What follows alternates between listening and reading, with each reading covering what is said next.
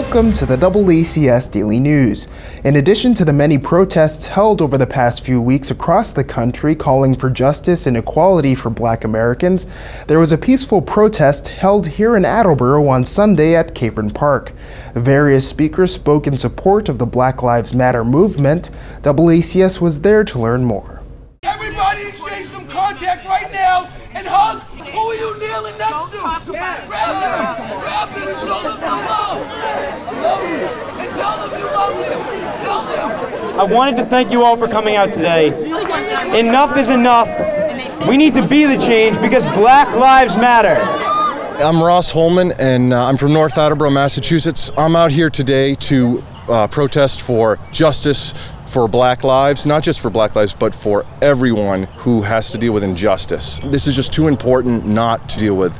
And I'm glad we're having a dialogue about this now. For too long, we've just ignored this. And I don't know if quarantine, everybody being home, has just brought light to this, but I'm really glad protests are going on throughout the country, not just in major cities, but in places like Attleboro. It's not about me, it's about we. And that's what we need to embrace now as Americans. It's toxic right now, and we need better. We deserve better.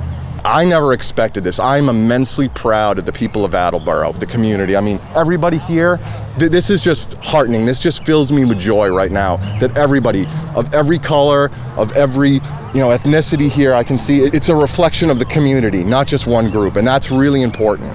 I think we got a lot of problems right now, but racial injustice and just problems with policing are an issue, and we need to fix that, and we need to do it in a constructive way, not a hateful way. That's not going to work. The looting and all that stuff, it distracts from the message. What we need to do right now is reform our criminal justice system. Right now, it's unfair and it's hostile and it's toxic, and we need to work together and have a dialogue about that rather than fighting each other. We're countrymen, we're Americans, and we need to love each other more, and that's what this is about.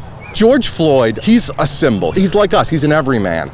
This isn't just about him. It's about a systemic problem in society. It's about racism, it's about class, it's about so many things. It's about money, too. It's about just inherent inequality in America.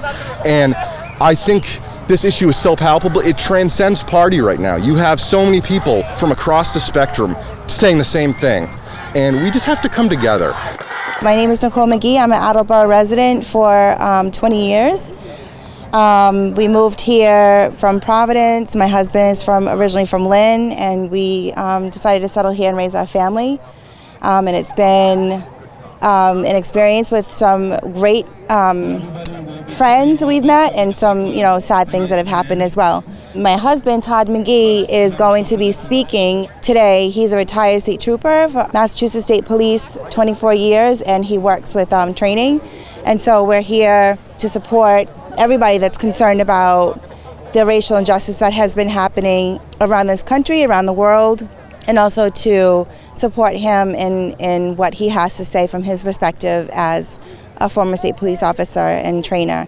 And we raised 2 children, and my son is over here, and want to show him the importance of gathering together to raise your voice and speak for what is not right, to make things right. It's really amazing. It did start in one state and just spread all over the country and all over the world, and I'm excited. I'm excited that maybe now there'll be some change. I can't even begin to imagine having to lose your life in order to affect any change. I can only imagine, if he were here today and seeing this, that he would feel a great sense of pride, but also why did it have to come to him losing his life in order for people to really say, this is now the line in the sand. Let me say that I and every officer in this department are absolutely disgusted on what happened in Minneapolis. And I ask you, please, don't judge me or any officer in this building or on the road today with what those criminals did.